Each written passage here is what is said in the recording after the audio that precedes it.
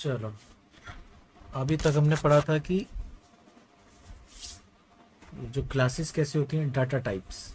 Data types क्या होते हैं? डाटा टाइप जैसे कि मैंने ये आपको प्रिंट करके अभी दिखाया कि अगर हम इसमें टाइप्स लगाते हैं तो ये बताता है कि डाटा टाइप्स क्या है ना।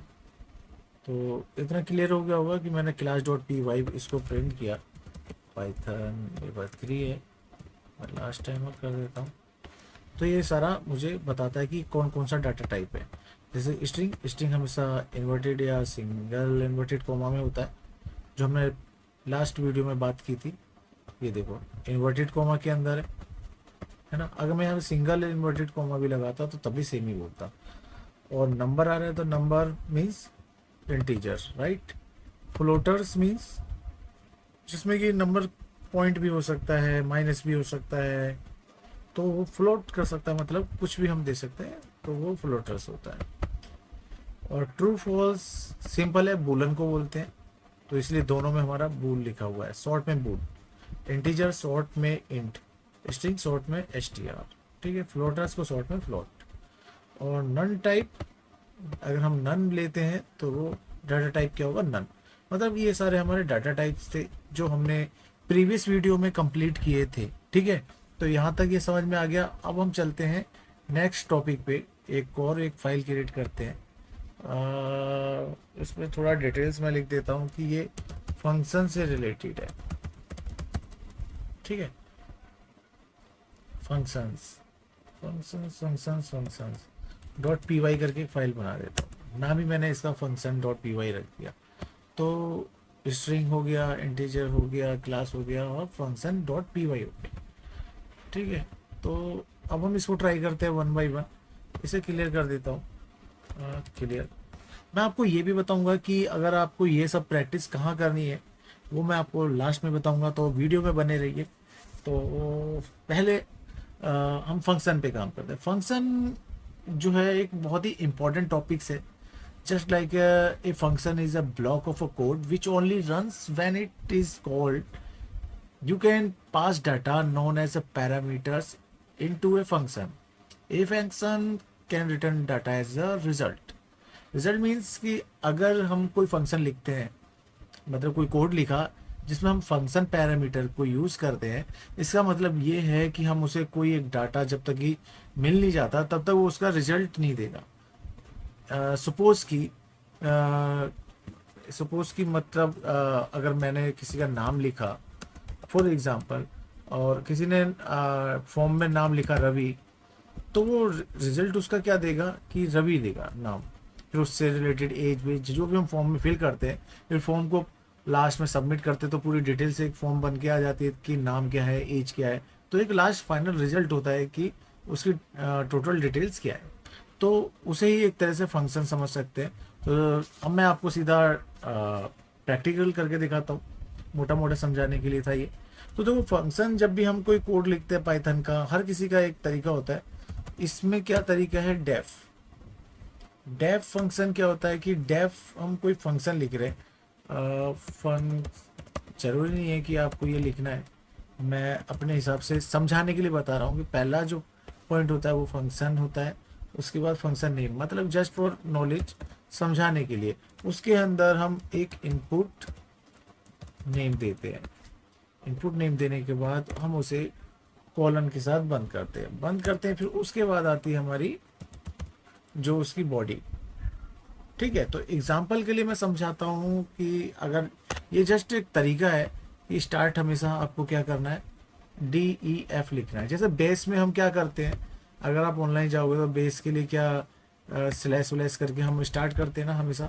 और एग्जाम्पल मैं दिखाता हूँ।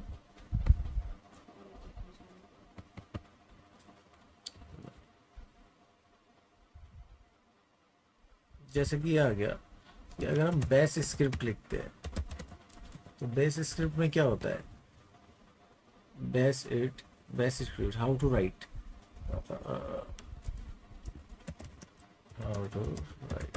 अगर आप ये बेस स्क्रिप्ट सर्च करने जाओगे तो नॉर्मली आपको स्टार्टिंग में कोई भी हम डॉट एस एच लिखते हैं, जैसे हमारा डॉट पी वाई होता है ना।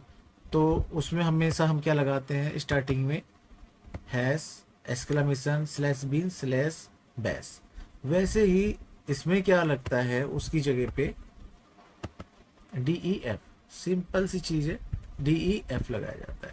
उसके बाद हम फंक्शन का कोड लिख रहे हैं तो हम फंक्शन का नाम रखेंगे, फिर उसके अंदर जो भी इनपुट है जैसे कि x लिख दिया या जो भी नाम है वो लिख दिया, है ना। तो इसे मैं हटाता हूँ और आपको पूरा समझाता हूँ कि किस तरह से ये वर्क करता है। प्रैक्टिकल करूँगा तो ज़्यादा समझ में आएगा। तो एग्जाम्पल के लिए मैं पहले लिखता हूँ डेफ। आप कुछ भी लिख सकते हैं, जैसे कि मैं किसी का नाम ही देना चाहता हूँ, मैंने यहाँ पे माई लिख दिया और फिर यहाँ पे हम फंक्शन लिख देते हैं, sorry my bad my function. तो ये ज़रूरी नहीं है कि आप माई फंक्शन ही लिखे, कुछ और लिखना चाहते तो वो भी लिख सकते हैं। अब मैंने क्या करा, इसको ब्रैकेट में कोई नाम देता हूँ, जैसे फंक्शन का नेम क्या रखना है आपको, कुछ भी लिख दिया। यहाँ पे समझ में आया, कुछ कन्फ्यूज़न है? जस्ट फॉर एक एग्जांपल देता हूँ मैं, वन बाय वन अच्छे से समझ में आएगा। यहाँ पे मैं पहला वाला टॉपिक लूँगा, फंक्शन नेम। ये क्या है, ऊपर वाला देखो, इसने हिंट के लिए, एग्जांपल के लिए, समझाने के लिए दे दिया कि ये है फंक्शन नेम। प्रिंट क्या करना है, यहाँ पे फंक्शन प्रिंट करना है, जो भी नाम आता है ना।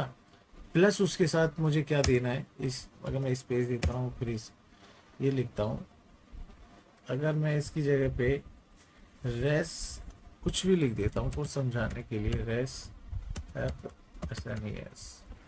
तो ये जो है मैंने, जैसे यहाँ पे मैंने ये लिख दिया, ये जस्ट फॉर स्ट्रिंग लिख दिया। कुछ भी लिख सकते हो ना, कुछ भी लिख सकते हो, कोई दिक्कत नहीं है।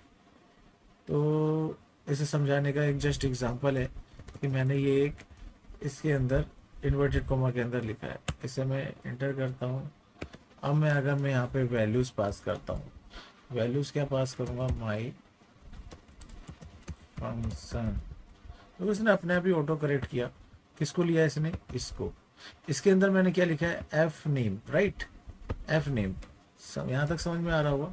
एफ नेम मतलब कि एफ नेम की वैल्यू में, मतलब ये एक तरह से इसकी वैल्यू में यहाँ क्या रख रहा हूँ, जो मैं यहाँ पे वैल्यू दूंगा वही वो वैल्यू पिक करेगा।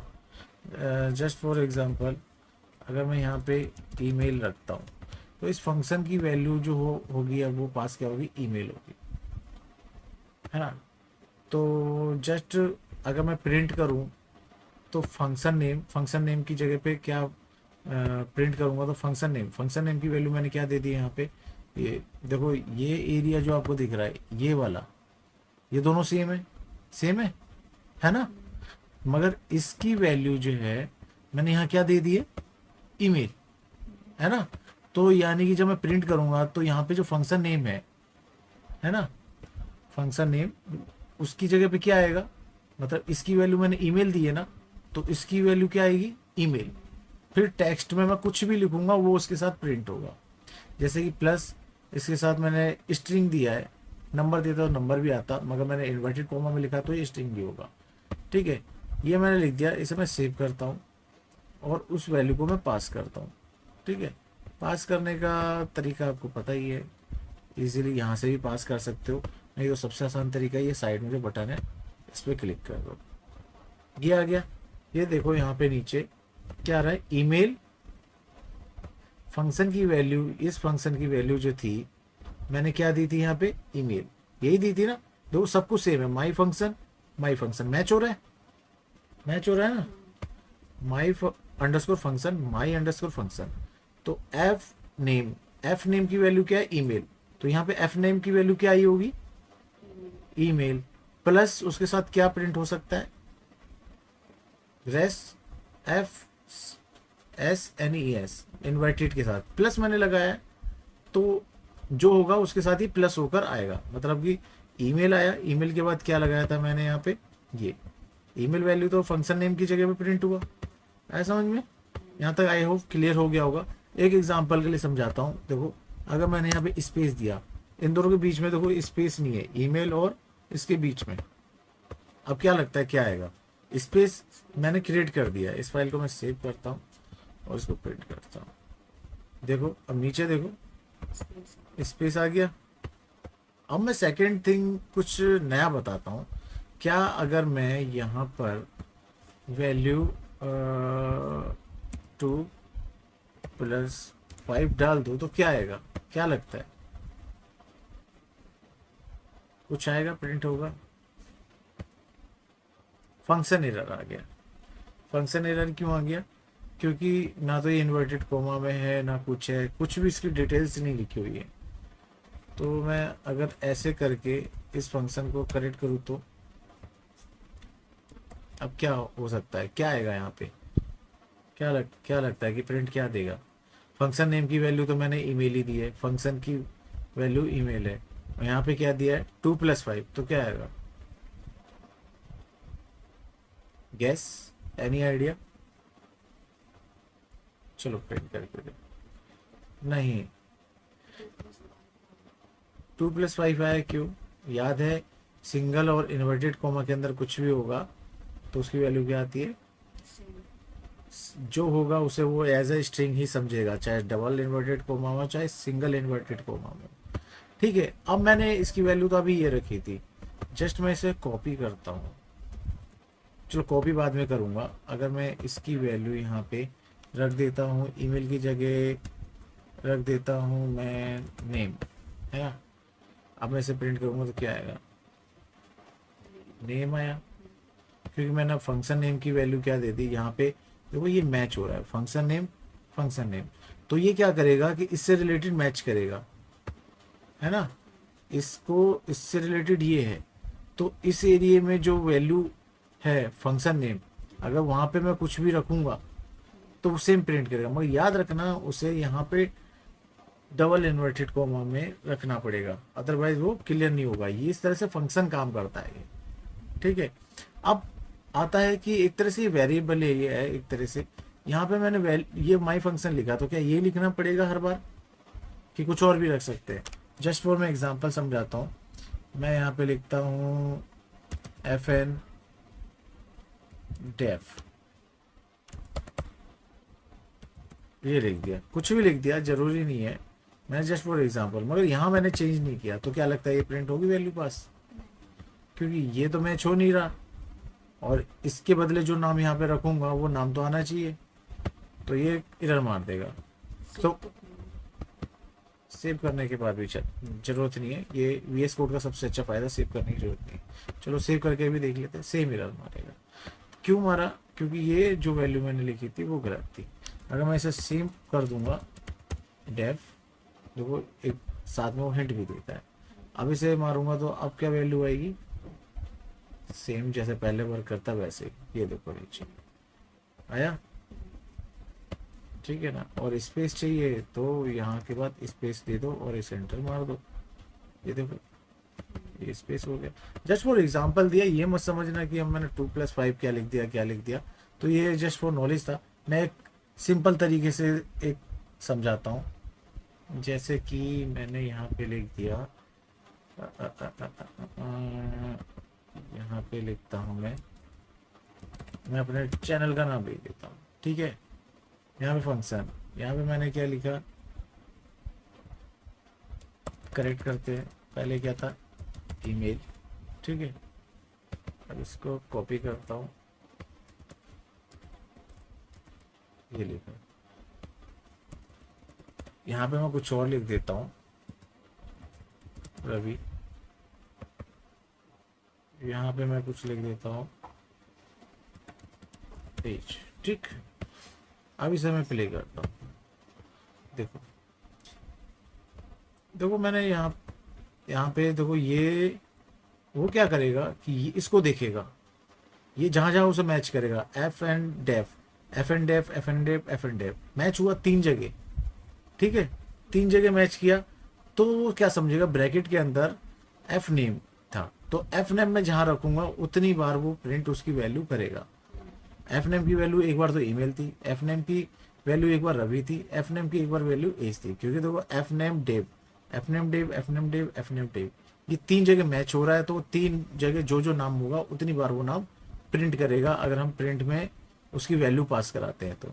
जैसे कि एफ नेम है, एफ नेम हमने यहाँ प्रिंट में पास करा है, तो उसे 3 वैल्यू मिल रही है अलग अलग, तो 3 बार वो प्रिंट कर रहा है।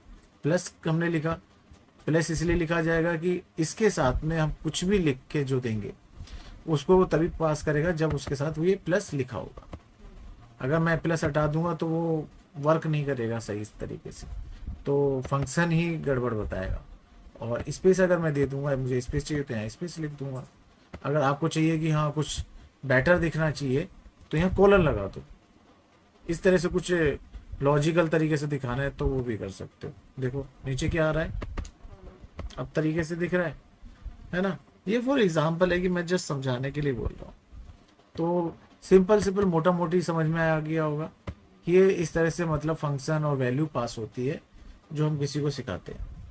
मतलब कि सिंपल सी बात है कि अगर मैंने यहाँ पे इनपुट वैल्यू रखी है, ये इनपुट वैल्यू रखी है, यहाँ पे जो भी इससे रिलेटेड मैच होगा वो इनपुट यहाँ पे आ जाएगा। इसका मतलब जैसे इस इनपुट वैल्यू को यहाँ पे ईमेल था तो यहाँ ईमेल एक बार प्रिंट हो गया, है ना। एक बार रवि लिखा था तो इसकी जगह रवि लिख किया, है ना। एक बार एज लिखा था तो इसकी इनपुट वैल्यू क्या मिली थी उसे, एज, तो एज के साथ ये वैल्यू प्रिंट हो गया था। तो आपको नॉलेज के लिए चलो ये दिखा देता, अगर मैं प्लस हटाता हूँ तो क्या होगा, है ना। देखो पहले ही तो कलर उसका बदल गया। और वी एस कोड का सबसे अच्छा फायदा यहाँ साइड में देखो रेड और ये दिख रहा है, और यहाँ पे प्लस नीचे में +1 करके दे रहा है, मतलब कि गड़बड़ हो गया है। और यहाँ पे देखो ये यहाँ पे भी दिखा रहा है कि गलत है कुछ ना कुछ। फिक्स करने का तरीका अल्ट और F8, है ना। अल्ट और F8 प्रेस करोगे तो ये उसको वैल्यू को प्रिंट करेगा।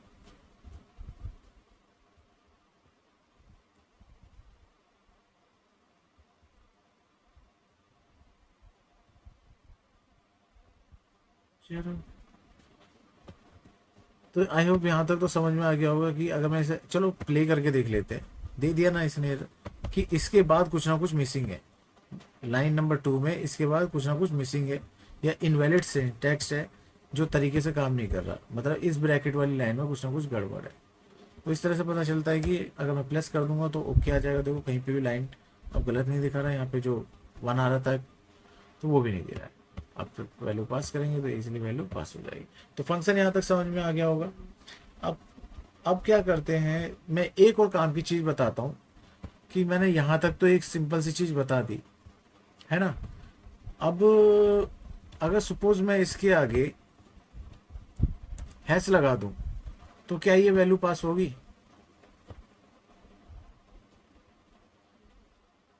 चलो मैं इसे क्लियर करता हूँ पहले। क्लियर भी कर सकते हैं, Ctrl+L भी कर सकते हैं, एक ही बात है, ठीक है। तो मैं करता हूँ इसे प्ले। देखो उसने क्या करा, सिर्फ 2 ही वैल्यू पास की है, एक वैल्यू पास नहीं की। क्यों? कमेंट का मतलब होता है कि वो वैल्यू वर्क नहीं करेगी इसमें। जैसे कि बाकी जैसे कि कोड में किसी में क्या होता है कि इसे लगा के उसे ब्लॉक किया जाता है कि हाँ ये लाइन वर्केबल नहीं है। तो इसमें क्या होता है, हम हैश लगाते हैं, हैश मतलब कमेंट कर रहे हैं इस लाइन को। ये लाइन का यूज़ क्या होता है, इस लाइन का यूज़ 2 तरीके से किया जाता है कमेंट का जो हम यूज़ करते हैं। इसका सबसे बड़ा यूज़ तो होता है कि एक्सप्लेन करने के लिए, जस्ट फॉर मैं समझाने के लिए लिख देता हूँ। जैसे हमें कुछ बस हम कोड लिखते हैं, कोड के ऊपर हम एक लाइन लिख देते हैं, this is for function value, ठीक है। ये बस समझाने के लिए, कोड के लिए होता है कि हम बहुत सारे कोड लिखते हैं तो ये वाली हमने कोड क्यों लिखा है, तो उसको समझाने के लिए हम ऊपर ना एक डिस्क्रिप्शन लिख देते हैं हैश लगा के। मगर अगर हम डायरेक्ट अगर बिना कमेंट के लिख देंगे तो ये वैल्यू पास होगी, और अगर ये वैल्यू इस तरह से लिखेंगे तो वो तो एरर मार देगा, सिंटेक्स एरर, यार ये तो गलत तरह का है, ये सिंटेक्स ही नहीं है। ये हमने फॉर अपनी नॉलेज के लिए लिखा है बस। ये लाइन कोड अपनी नॉलेज के लिए लाइन लिखता है कि मैं अगर अपना कोड देखूँ तो समझ जाऊँ ये कोड किससे रिलेटेड है, फंक्शन से रिलेटेड है या ये किसी से वैल्यू पास कर रहा है। तो ये नॉलेज के लिए हम ये कमेंट लगा के लिख देते हैं, फिर जो चाहे आप लिखना चाहते हो वो उसमें लिख सकते हो। इससे क्या होता है कि हमारा कोड जो है उसमें हम डिस्क्रिप्शन लिखना चाहें तो लिख सकते हैं। या कई बार क्या होता है कि जैसे हमें इन तीनों में से कोई एक वैल्यू नहीं पास करनी, मतलब अभी हमें उसे पे काम नहीं करना है या उसे अभी वैल्यू को हाइड करना है, तो उसको कमेंट कर देंगे। जैसे कि हमने अभी किया था, एक को कमेंट किया था तो वो काम नहीं कर रही थी। अगर मैंने इस वाली लाइन को कमेंट कर दिया है तो ये वाली वैल्यू को वो इग्नोर करेगा। कमेंट का मतलब होता है वो उसे इग्नोर करके चलता है ना।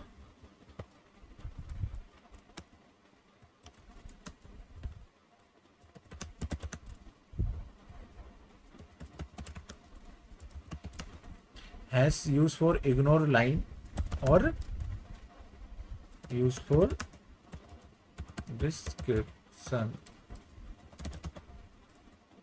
ठीक है, तो ये नॉर्मल सी बात है। हैज का हम यूज क्यों करते हैं, मतलब इसे एक तरह से कमेंट करना बोलते हैं। इसका मतलब होता है कमेंट करना। मतलब comment can be use to make the code more readable. Read करने के लिए, इजी टू अंडरस्टैंड के लिए हम इसको यूज करते हैं, डिस्क्रिप्शन लिखने के लिए यूज करते हैं। तो क्लियर हो गया ये चीजें। तो यहाँ तक आपको समझ में आ गया होगा कि कमेंट का यूज हम कैसे करते हैं। अब एक और इसमें इंपॉर्टेंट बात है कि मान लो हमें बहुत बड़ा डिस्क्रिप्शन लिखना है या बहुत बड़ी लाइन ऑलरेडी थी। मतलब मैंने तो चलो फॉर एग्जांपल एक नॉलेज के लिए समझाता हूँ, मैंने इसे कमेंट कर दिया। अब मान लो इस तरह से ना बहुत बड़ी लाइन है। अब सबके आगे हैश तो नहीं लगाने बैठोगे कि मान लो किसी ने बोला कि मेरे को ये पूरी लाइन में से ये इतनी सारी लाइन नहीं चाहिए। मान लो यहाँ तो चलो छोटा है, कहीं पे 1000 लाइन हो तो, कहीं पे 100 हो, 50 हो, 20 हो, चलो 10 ही हो। तो अब 10 होगी तो हम क्या करेंगे, क्या करेंगे 10, अगर इस लाइन को इग्नोर करना है और इस लाइन को भी, इस लाइन को भी, इस लाइन को, तो क्या करना होगा, क्या करना होगा। हाँ, ऐसे हैज हैज लगाने जाएंगे तो बहुत टाइम लगेगा, कि हर किसी के आगे जाओ हैज लगाओ, और जब टेस्टिंग करते हो बार बार ये लाइन हटाना लगाना, आदमी फ्रस्ट्रेट हो जाता है। तो सबसे अच्छा एग्जाम्पल पता है क्या है, उससे ऊपर इन्वर्टेड कोमा लगाना होता है 3 बार। ठीक है, ये VS कोड है तो अपने आप ही उसे ठीक कर देता। अगर मैं एक बार लिखता हूँ, 2 बार लिखता हूँ, 3 बार लिखता हूँ, ये क्या किया उसने, उस लाइन को कमेंट कर दिया। इसको भी कमेंट करना ही बोलते हैं, this is use for comment. ठीक है, तो अब इसके अंदर की जो वैल्यू है वो पास नहीं करेगा। अब वो क्या पास करेगा, सिर्फ एक तो ये वाली लाइन पास करेगा और एक ये वाली लाइन पास करेगा, क्योंकि ये दोनों कमेंट वाली लाइन के अंदर नहीं आते, कमेंट के अंदर नहीं है। तो चलो टेस्ट करके देख लेते हैं। पहले मैं इसे क्लियर कर लेता हूँ, अब मारते हैं। तो मैंने मारा, सिर्फ 2 ही लाइन प्रिंट की। कौन सी की, एक तो ईमेल, इसमें ईमेल लिखा हुआ था, एक में एज लिखा था, ये लाइन पास की। तो इससे हम समझते हैं कि कमेंट 2 तरीके से यूज कर सकते हैं। एक वो कि आपको सिर्फ डिस्क्रिप्शन लिखना है, तो मैंने एक लाइन की है डिस्क्रिप्शन, उसके आगे कमेंट लिख दिया, वो लाइन लिखता हुआ चला जाऊंगा। तो वो जस्ट फॉर एग्जांपल, अगर मैं मान लो बहुत लंबी लाइन लिख देता हूँ, फिर ऐसे करके लिख देता हूँ, है ना, तो मगर वो लाइन ना कंटिन्यू होनी चाहिए। ये नहीं हो कि इंटर आ गया, इंटर आ जाएगा तो कमेंट वो क्या होगा, नेक्स्ट लाइन को वो एज अ कोड समझेगा, और वो कोड अगर सही तरीके से नहीं लिखा होगा तो उसे एरर की तरह पास कर देगा। तो कमेंट की अगर लाइन लिखते जा रहे हो, लिखते जा रहे हो, तो वो सिर्फ कमेंट हैश लगा के यूज़ किया जाता है। अगर आपको कई सारी लाइनें जो कि इंटर, इसके बाद देखो एक इंटर होगा तभी अगली लाइन आई, फिर उसके बाद इंटर है, फिर अगली लाइन आई, तो आपको ये सारे की सारी लाइनें एक साथ इग्नोर करनी है। जैसे कोड में होता है कि हम इग्नोर करते हैं कि हाँ इसकी मुझे ज़रूरत नहीं है, अभी फ़िलहाल मैं टेस्ट कर रहा हूँ, तो ये लाइन को फ़िलहाल के लिए इग्नोर करो, देखते हैं क्या आप वैल्यू पास होती है।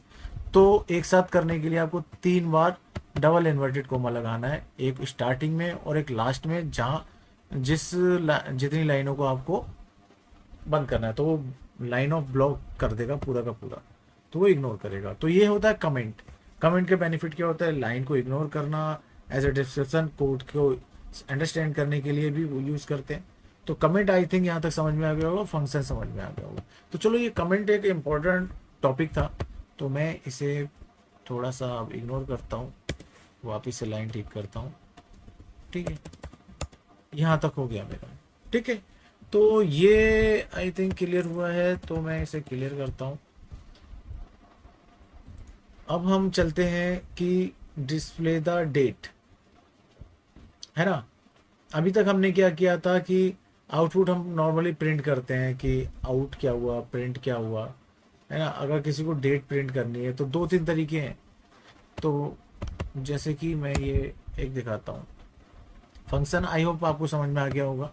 कुछ दिक्कत आती है तो आप मुझे इजीली पूछ सकते हैं, मैं बता दूंगा। तो पहले अब मैं लिखता हूँ display date dot P Y, इसका एक्सटेंशन है जैसे कि तुम्हें पता ही होगा। अब मैं जैसे लिखता हूँ प्रिंट, और हम क्या करते थे, नॉर्मल कोड लिख देते हेलो वर्ल्ड। तो अगर मैं इस वैल्यू को पास करता हूँ तो सीधा हेलो वर्ल्ड वैल्यू पास कर देता है। ऐसा उसमें प्रिंट का काम है, वैल्यू को पास करना, इसके अंदर जो भी लिखा हुआ है। इन केस ऑफ अगर मैं यहाँ पर ये लिखता हूँ 2000 प्लस 19, तो इसकी वैल्यू क्या पास करेगा वो, आउटपुट क्या आएगा, 2019 आएगा। चलो प्ले करके देखते हैं, 2019 आएगा। नहीं आया। बताओ क्यों नहीं आया। क्यों? क्योंकि हमने उसे डबल इन्वर्टेड में रखा है या सिंगल इन्वर्टेड में रखा है। ऐसे अगर हम कोई भी वैल्यू रखेंगे तो वो एज ए उसे स्ट्रिंग लेके चलेगा और उसकी वैल्यू ऐसे ही पास करेगा। अगर अब मैं प्रिंट करूं तो क्या आएगा, 2019। तो क्लियर हो गया, सिंपल। मैंने पहले ही वीडियो में बताया था, है ना। तो इस तरह से तो नॉर्मली ये वैल्यू पास होती है। अब आते हैं इनपुट पे। अगर कोई किसी के लिए आस्क करता है और फिर उसका डाटा रिटर्न में क्या आता है, वो वैल्यू हम कैसे पास करते हैं, उसको कैसे हम लिखेंगे। तो ये सब लिखने का तरीका मैं बताता हूँ। जैसे कि मान लो, चलो इसको हटाते हैं, एक अलग अलग अलग लिखते हैं, प्लस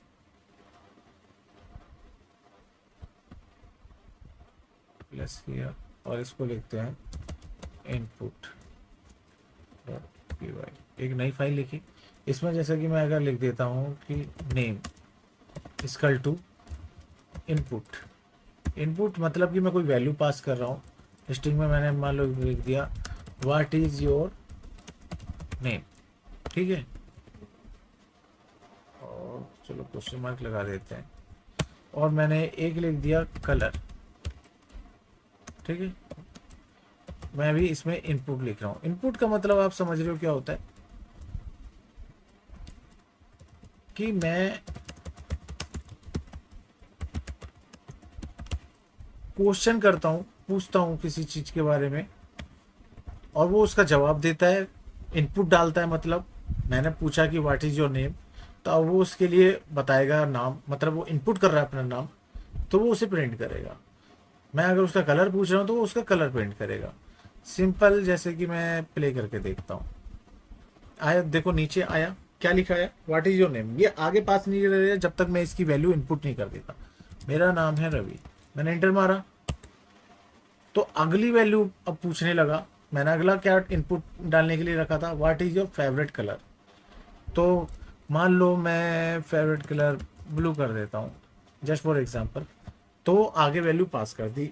इस तरह से मतलब कि हम फॉर्म सबमिट वगैरह कुछ करते हैं, या कोई और कुछ चीज़ किसी को भी इनपुट भरते हैं, डायल बॉक्स वगैरह जो भी, तो उसमें इस तरह से क्वेश्चन पूछता है, फिर वो फिल करके आगे पास हो जाती है वैल्यू। तो ये सिंपल तरीका है इनपुट कैसे काम करता है। तो मैं देखो बिगिनर के लिए फटाफट बता रहा हूँ, इसे डिटेल में भी बताऊंगा। फिलहाल आपको ये सारी चीज़ें नॉर्मल बाय समझ लेनी है ना। और भी ये साइड में आपको देख के पता चल रहा होगा मैं क्या क्या बता चुका हूँ। आपको दिक्कत होती लगती है तो आप मेरी वीडियो को रिपीट करके भी देख सकते हैं, और मैं बताऊंगा कि आप इसकी प्रैक्टिस कहाँ कर सकते हैं, और आप क्वेश्चन वोश्चन करने में भी कहाँ तक क्लियर हो चुके हैं, तो वो भी मैं बताऊंगा। तो फिलहाल अब हम चलते हैं खुद का एक फंक्शन बनाने के लिए, कि एक खुद का फंक्शन कैसे लिखते हैं।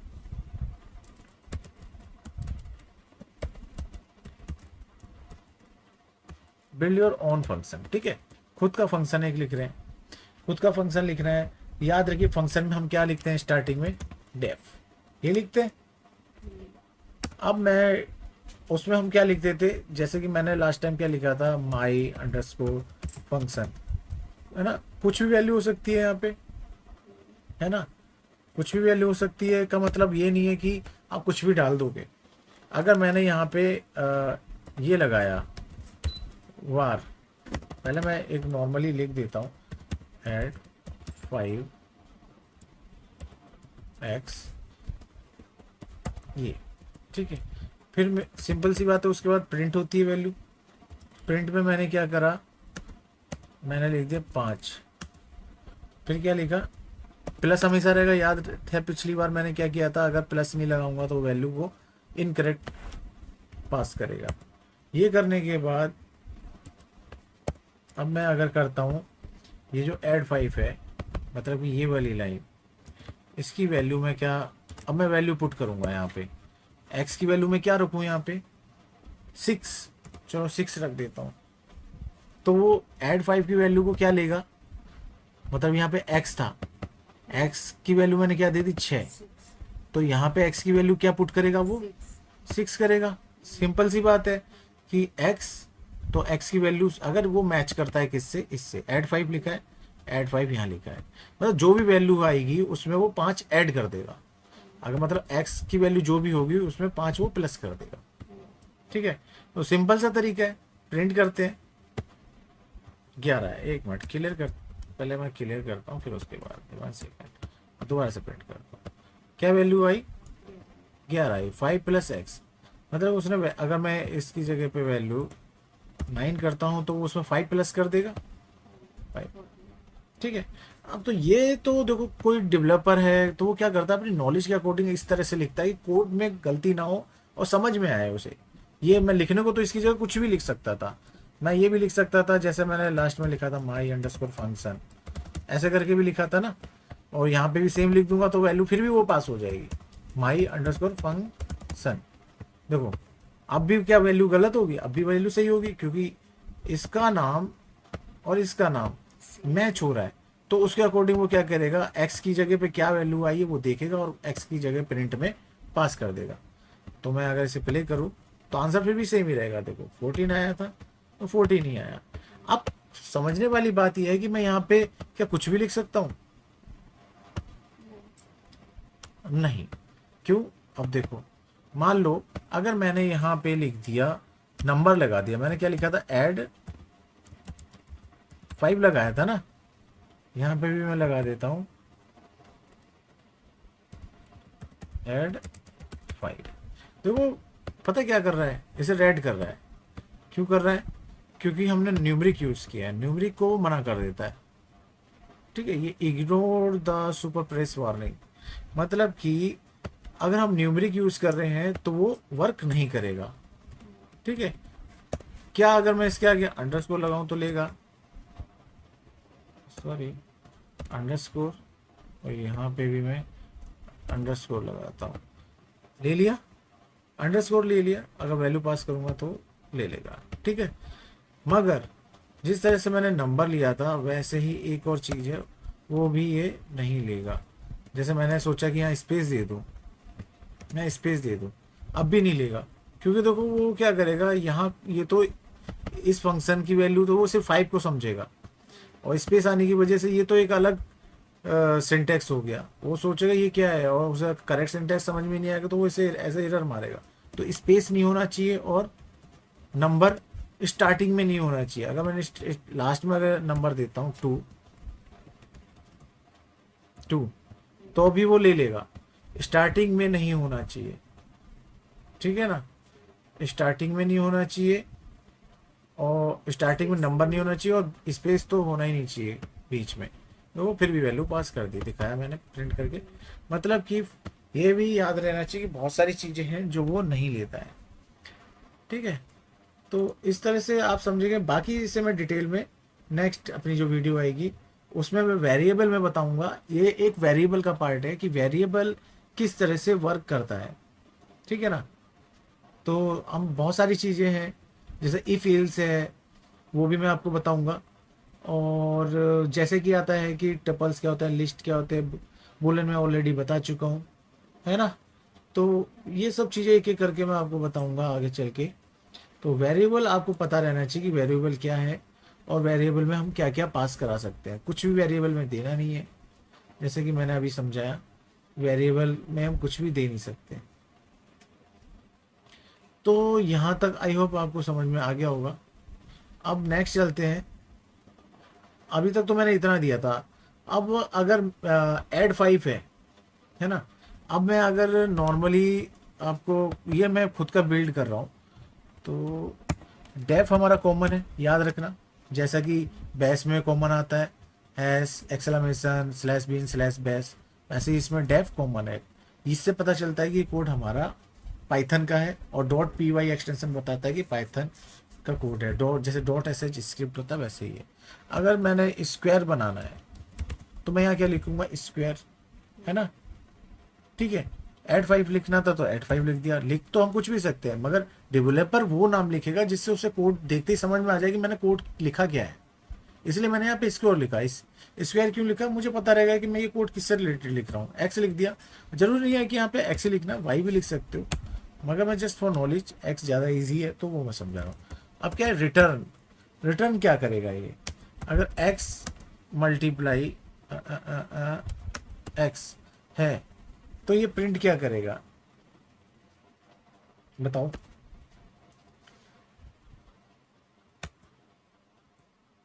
चलो मैं एक नॉलेज के लिए देता हूँ, रिजल्ट, रिजल्ट का इक्वल टू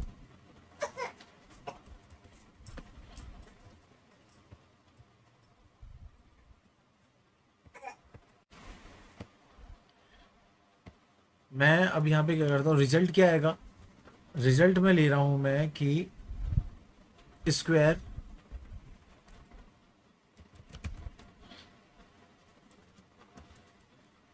फोर।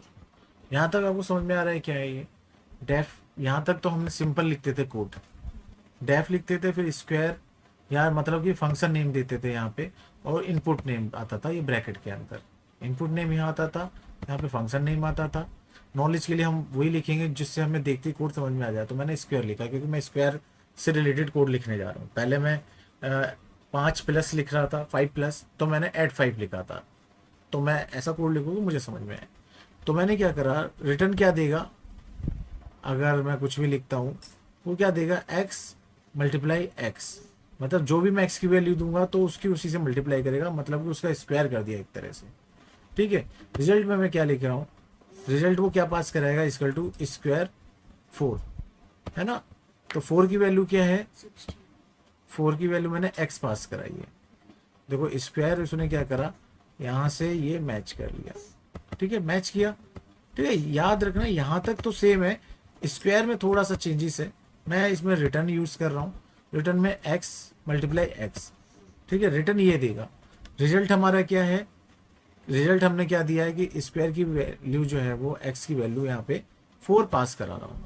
अब मैं क्या करूँगा, इसको प्रिंट करूँगा। कैसे प्रिंट करूँगा, क्योंकि मैं अगर यहाँ तक लिखता हूँ तो क्या पास हो जाएगा।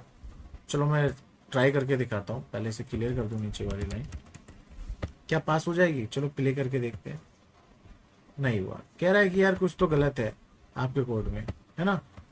तो क्यों गलत है, क्योंकि कोड तो हमने लिख दिया है, सिंटैक्स एरर भी नहीं बोला इसने, बट कोड कंप्लीट नहीं हुआ क्योंकि वो रिजल्ट आउट नहीं करके दे पा रहा है। कह रहा रिजल्ट आउट क्या करूँ मैं, तुम्हें सबसे अच्छा तरीका है उसके लिए कि आपको उसको आउट करने के लिए प्रिंट करना पड़ेगा कोड को।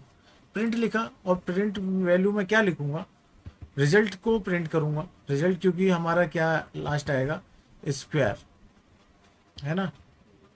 तो मैं यहाँ पे लिखता हूँ रिजल्ट, ठीक है, रिजल्ट आ गया।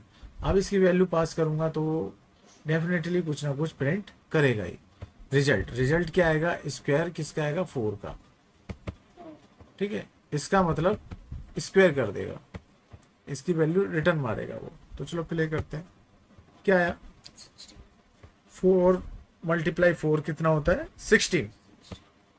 क्या किया उसने, अगर हम यहाँ पे x की वैल्यू 4 देते हैं तो रिटर्न क्या मारता है उसे, 4 की वैल्यू को 16 रिटर्न मारता है, मतलब रिजल्ट में 4 का स्क्वायर जो भी वैल्यू होगी उसका स्क्वायर कर देगा। तो रिजल्ट क्या निकलेगा, उसका स्क्वायर निकालेगा। मतलब कि ये जो मैंने वैल्यू यहाँ पे लिखी है स्क्वायर, उसका अगर मैं एज अ रिजल्ट लेके चलूँ तो रिटर्न वैल्यू मैंने ऑलरेडी इसके अंदर दी है कि अगर रिजल्ट जो भी आएगा उसका रिटर्न मार के दे, मतलब मल्टीप्लाई करके देते उस वैल्यू को। तो मैंने प्रिंट में उस वैल्यू को लूंगा ना जिसका वो रिटर्न मारेगा। तो मैंने ये ले लिया, मुझे प्रिंट इसका लेना है क्योंकि मुझे स्क्वायर किसका, कौन स्क्वायर ला के देगा, ये जो रिजल्ट है वो स्क्वायर ला के देगा, क्योंकि मैंने वैल्यू में क्या लिखा है, स्क्वायर 4, जिसका रिटर्न अब 4 डालूंगा तो 4 की मल्टीप्लाई 4 कर देगा, तो रिजल्ट क्या देगा, 4 मल्टीप्लाई 4। और मुझे फिर रिजल्ट दिखना भी तो चाहिए, या अगर नहीं मारूंगा तो वो इस तरह की लाइन दे देगा लिखी हुई, है ना। तो क्या करना है, प्रिंट द रिजल्ट, इस रिजल्ट को प्रिंट मारना है, तो मुझे 16 ही प्रिंट करेगा। अब ऐसे चाहे कितनी बार कर लूँ वो यही वैल्यू पास करेगा 16, ठीक है। अब मुझे मान लो चाहिए कि उसका एक और स्क्वायर मारे, मतलब कि वैल्यू जो थी उसकी एक और स्क्वायर प्रिंट मार दे, तो वो कैसे होगा, प्रिंट के बाद में अगर लिखता हूं प्रिंट, है ना, एनोदर वन, ये कैसे लिखूंगा, मतलब मुझे एनोदर वन में भी प्रिंट चाहिए, तो मैंने क्या वैल्यू बनाई है, एनोदर वन, ठीक। Another one equal to square bracket. अब ये जो मैंने स्क्वायर की वैल्यू क्या रखी थी, एक्स, एक्स की वैल्यू मैंने क्या दी थी यहाँ पे, 4 दी थी, है ना, 4 दी थी ना यहाँ पे, एक्स की वैल्यू 4 दी थी। अगली वाली में मेरे को क्या चाहिए, जो उसकी वैल्यू आएगी उसका भी स्क्वायर चाहिए, तो देखो 4 की वैल्यू, इसका स्क्वायर किसको देता है, रिजल्ट को। रिजल्ट मतलब जो भी वैल्यू मैं एक्स की यहाँ रखूंगा उसका उसी से मल्टीप्लाई, मतलब स्क्वायर ला के देता है। 4 चौक 16, 4 टाइम 4 स्टफ 4 कितना आ गया, 16, है ना। तो 16 आया, तो वैल्यू किसकी है, रिजल्ट की। अब मैं अगर यहाँ पे रिजल्ट ही लिख दूँ तो रिजल्ट लिख दिया, रिजल्ट मतलब कि अब वो वैल्यू किसकी पास करेगा, एक्स की वैल्यू मैंने रिजल्ट लिख दी, एक्स की वैल्यू रिजल्ट, तो वो क्या करेगा, पहले एक्स की वैल्यू 4 है, 4 की वैल्यू इसको ला के देता है, मतलब 4 मल्टीप्लाई 4, तो रिजल्ट की वैल्यू क्या आई, 4 मल्टीप्लाई 4 16, तो यहाँ रिजल्ट की वैल्यू क्या रखेगा वो 16। अब स्क्वायर की वैल्यू 16 हो गई, है ना, मतलब इस स्क्वायर की वैल्यू, एक्स की वैल्यू रिजल्ट मतलब 16 हो गई। और पता ही है कि रिटर्न में वो क्या देता है, एक्स की वैल्यू जो भी होगी उसका उसी से मल्टीप्लाई कर देता है, तो अब रिजल्ट में वो 16 आया, 16 मल्टीप्लाई 16 हो जाएगा। समझ में आया, मतलब लाइन एक नॉलेज के लिए समझा के देता हूँ। जैसे कि ये है, यहाँ पे मैंने क्या वैल्यू रखी, 4, है ना, तो 4 की वैल्यू इसकी 4, यहाँ पे 4 रख देता है, इसकी वैल्यू क्या कर दी उसने, 16 कर दी, है ना। 16 कहाँ पे लाके करिए, इस लाइन पे उसकी वैल्यू 16 की है, तो इस लाइन पे वो क्या करेगा, वो भी कब करिए, 4 मल्टीप्लाई 4, ठीक है। रिटर्न में मारता है एक्स की वैल्यू अगर 4 की 4 है तो, है ना। अब एक्स की वैल्यू अगर मेरी रिजल्ट है मतलब कि 16 हो गई, क्योंकि अब मैंने तो इस वैल्यू को उठा के यहाँ रख दिया है, तो मतलब अब क्या वैल्यू लेगा, 16 मल्टीप्लाई 16, क्योंकि यहाँ पे रिजल्ट की वैल्यू, एक्स की वैल्यू मैंने रिजल्ट दे दी है, देखो स्क्वायर सेम है, स्क्वायर और स्क्वायर, यहाँ पे स्क्वायर सेम आ रहा है, तो वो वैल्यू पास करेगा, याद है ना, जो जो वैल्यू मिलती जाएगी उतनी वैल्यू पास करता जाएगा। एक्स इक्वल टू 4 है तो 4 मल्टीप्लाई 4, एक्स की वैल्यू यहाँ पे रिजल्ट है, तो रिजल्ट की वैल्यू क्या थी, 16 थी, तो 16, 16 मल्टीप्लाई 16, तो वही वैल्यू पास करेगा। चलो फिर इसको प्ले करके देखते हैं, आई थिंक समझ में आ गया होगा, नहीं आया होगा तो कमेंट बॉक्स में आप पूछ सकते हो, और नहीं तो मेरी वीडियो अच्छे से दोबारा से रिवाइज करोगे तो समझ में आएगा। और मैंने उस वैल्यू को, स्क्वायर रिजल्ट की वैल्यू को यहाँ पे लिखा एनोदर वन और उसको प्रिंट कर दिया। चलो प्रिंट करते हैं, क्या आया, देखो 2 वैल्यू मिली उसे, एक वैल्यू मिली कि स्क्वायर की वैल्यू 4 थी तो 4 मल्टीप्लाई 4, एक स्क्वायर की वैल्यू थी रिजल्ट, रिजल्ट ऑलरेडी हमारा 16 था, 4 मल्टीप्लाई 4 का, है ना, और हमने तो उसको भी स्क्वायर की वैल्यू में डाल दिया, एक्स इक्वल टू स्क्वायर, तो 16 की 16 से मल्टीप्लाई करोगे तो क्या आएगा, 256, ठीक है। कैलकुलेटर में कर सकते हैं, 16 मल्टीप्लाई 16 इक्वल टू 256 रिजल्ट आया, करेक्ट। तो इस तरह से फंक्शन काम करता है, हम एक के साथ एक वैल्यू किस तरह से अटैच और लिंक करते हैं, वो ये एक तरीका है। तो आई थिंक यहाँ तक तो समझ में आया, वो वेरी इजी, बहुत ही आसान था जो हम लिखते हैं कोड को, ठीक है। तो